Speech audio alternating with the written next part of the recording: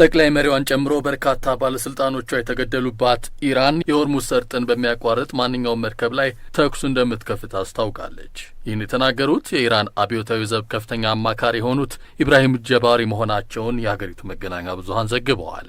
ኢራን መርከቦች እንዳያልፉ የከለከለችበት የሆርሙዝ ሰርጥ የምድራችን 1/5 ድፍድፍ ነዳጅ ዘይት ያልፍበታል። በዚህ 40 ኪሎ ሜትር ስፋት ባለው መተላለፊያ ላይ ማንም እንዳያቋርጥ ኢራን ማስጠንቀቂያ በመስጠቷ ሳቢያ የመርከብ የመድህን ሽፋን ሰጪ ድርጅቶች ውል እየሰረዙ እንደሚገኙም ተነግሯል።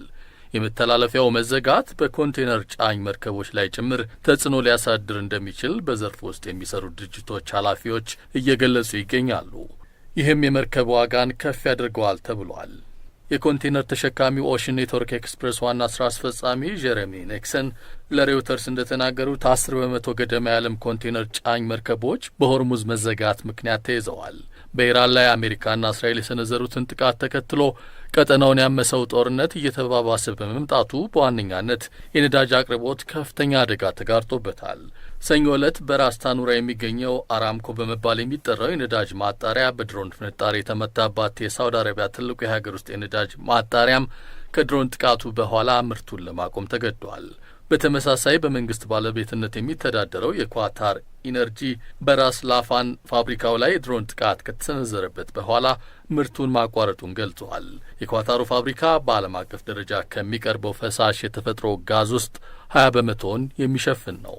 በዚህም የጋዝ ዋጋ እስከ 45 በመቶ ከፍ እንዲል አስገድዷል። ብሬንት የተባለው ዓለም አቀፍ የናፍጣ ዋጋም በ8 በመቶ ከፍ ብሎ በአንድ በርሜል $78.40 ደርሷል።